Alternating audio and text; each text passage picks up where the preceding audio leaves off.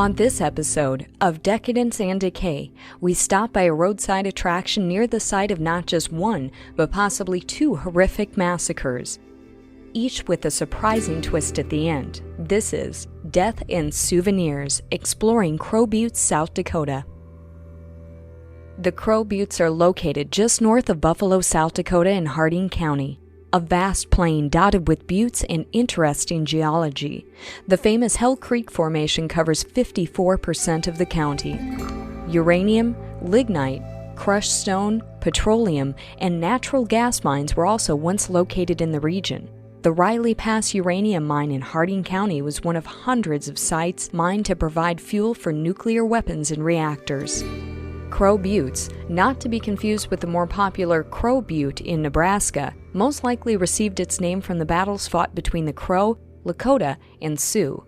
Known as the Crow in English today, the original name was Absaroka, which translates as Children of the Large-Beaked Bird. Given to them by the Hidatsa, a neighboring Siouan-speaking tribe, French interpreters translated the name as People of the Crow, and they became known in English as the Crow. Now let's explore the fascinating history of Crow Buttes and see what it looks like today. The Crow Buttes Mercantile Store sits along the Can-Am Highway. Started in 1920, it connects Mexico to Canada, running along 6 U.S. states. Purchased approximately 2 years ago by the current owners, the shop, which serves shakes, burgers, and sells tourist trinkets, sits as a sharp juxtaposition to the horrors which occurred just out the back door. Traveling back in time, we would see vast plains inhabited by many tribes. But this episode will focus on a battle which occurred 200 years ago.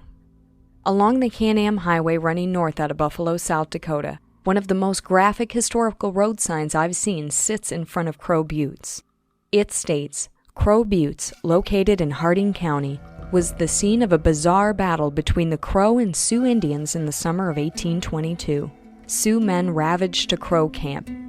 Warfare ensued. Crow warriors left their women and children and old folks at Sand Creek north of the Buttes, fleeing for a better vantage point on top of Crow Buttes, with Sioux fighters chasing them. The Crow had no water with them, and being sultry weather, no rain fell.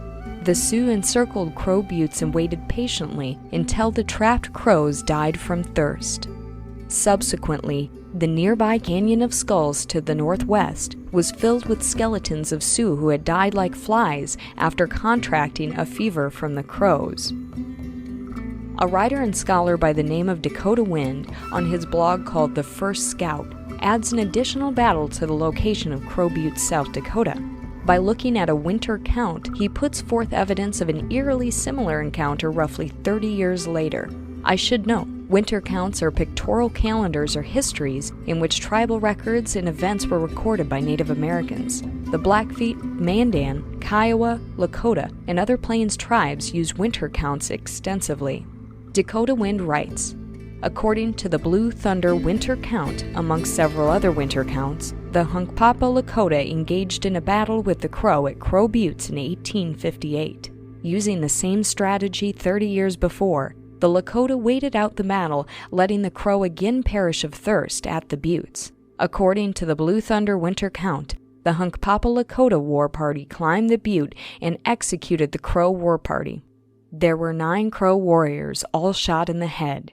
After the execution, Crow war party, all 9 of them, were beheaded, their bodies left for scavengers. If this seems a little confusing, it's fine, there's a lot of history to cover.